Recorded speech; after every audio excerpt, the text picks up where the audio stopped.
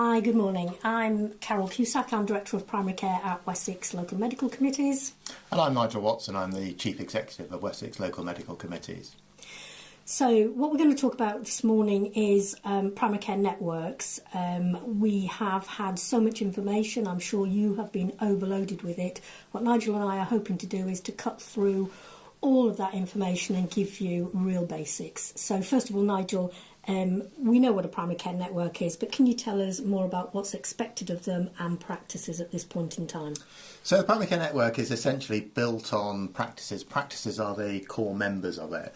And the aim in this year is to establish the network, create those working relationships and working together. So essentially it is a set-up year with new resources coming in, getting the memorandum of understanding about how you work together, how you make decisions, how you focus more on your community and look at what services are needed within your locality and community and develop it from there. Now, actually in our area, we've been working in clusters or natural communities of care localities. So a lot of those relationship buildings have happened, and what we don't want to do is just tread water for a year.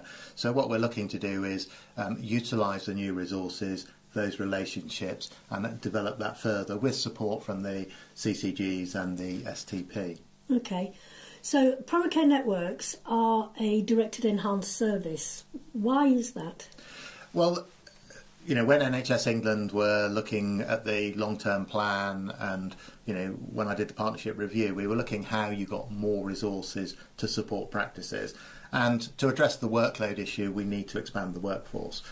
And a directed enhanced services is one way that you can directly commission that services from practice without the need to go to tender and get money into practices but working at scale. So there need to be incentives there for practices to work together, but absolutely these new members of staff and the network need to contribute to the sustainability of general practice, but also to help address the workload. Okay, thank you. What's the status for primary care network? Is it a legal entity? No, it's not, which makes it interesting in terms of the NHS structure. The risk is you could put it in as a statutory body, create a board, and then you need a finance director and a director of this, and you end up with a bureaucratic structure which doesn't deliver what is intended. So primary care networks are a description of what they do, which is a partnership working between the member practices, but also working with external partners as well to deliver that. So what we hope is that they will be effective, but essentially will be lean organisations which keep bureaucracy to a minimum. Okay, we've heard that one before, but no, I'm sure it'd be great. Okay, so the two figures that seem to be bandied around such a lot are the £1.76 and the £1.50. Can you just tell us what that actually means? Yeah, so the £1.76, so if you sign up to the network DES, your practice will receive £1.76 per weighted patient. Weighted. So that comes into the practice, and that is for the sole use of the practice and an incentive for them to work with the network, be part of the network, looking at what the aims and aspirations are and what it's required to deliver going forward.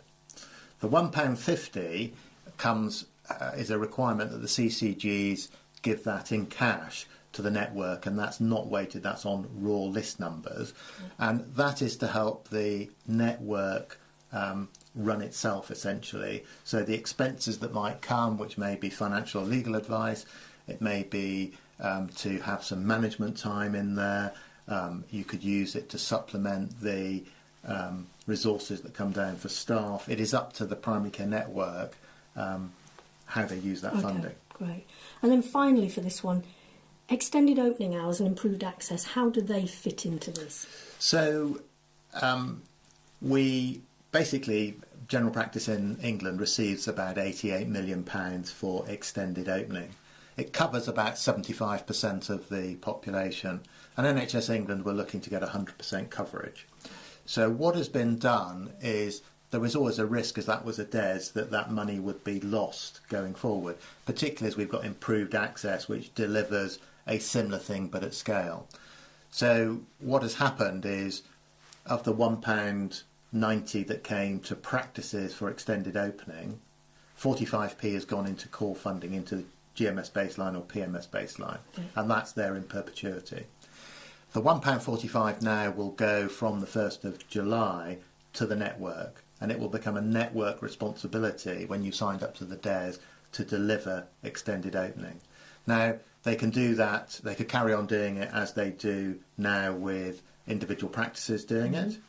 They could change the way they deliver that and deliver it as a network from a single site.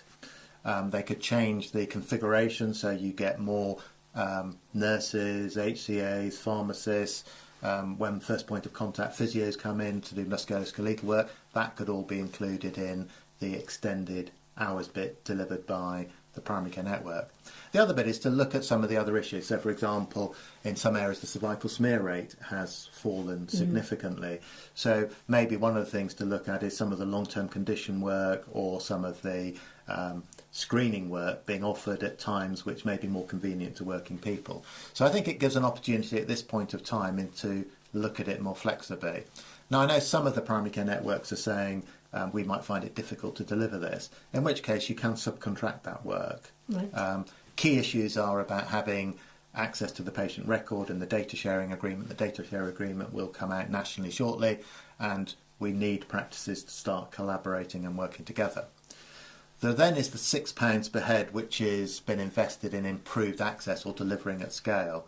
And what the NHS plan says that by April 2021, that £6 per head should go into primary care networks. Now, access is clearly an issue, but for the profession, the greater issues are about sustainability, workload, complexity, safe working limits. The BMA or GPC had some views about having overflow hubs towards the end of the day. And I would hope that with a review of access over the next year or so, by the time that resource comes to PCNs, we can probably look at a much more flexible way of delivering it. So we can deliver better access towards the end of the day and potentially at weekends, although that doesn't need to be delivered by every primary care network. And it may be that we can look at a much more flexible way to help practices towards the end of the day, look at some of those key issues where people turn up to A&E and then deliver a different service at the weekend. So it doesn't mean that practices have to work longer and harder, but actually we use this resource in a more flexible way. Okay, thank you. It's 15th of May today. Today is the date that PCNs have to submit to CCGs. Do you think that's a difficult thing for them to do? I think it's all been, people say, it's all been a bit rushed, but actually we want to get this established so we can get the resources in. And, we may talk in another podcast about it, but this should be an evolution. You don't need to do everything on day one. So this, the agreements, I think across our area we will probably have about 80 primary care networks in Wessex, and the majority of them have established their geographical basis, the member practices, the clinical director have all been sorted out relatively straightforward. There's one or two areas which are more complex, but I think this is about establishing it and then building and involving it rather than it's got to be a major thing to start with. I think keep it simple and build on it is the message. Okay, that's great, thank you. Did you want to say anything about the seminars that Wessex LMCs are going to be doing? Yeah, I mean, as you know, the accountants and solicitors who we work with and within our office are getting lots of queries about the risk, the VAT, pensions, taxation. There is a plethora of guidance out there, but sometimes it's quite difficult to work through that and really understand what that means for your primary care network. So as an LMC, we are working with the specialist medical accountants and solicitors who we work with quite closely, and over the next month to 6 weeks we'll be holding a series of seminars for primary care networks to help them work through the issues that they've got. So hopefully we'll get to a point where there's an agreement that is addressing some of those concerns and mitigating the risks, and will allow that evolution to start. I think this is a point in time where we need to get the basics right before we can build on it. So we'll be sending those data out shortly. Okay, great. Thank you. Nigel and I will be doing a couple more of these podcasts. The next one will be around the more complex PCN configurations, and the one after that will be about the finances, VAT, etc., etc. So join us then. Thank you. Thank you.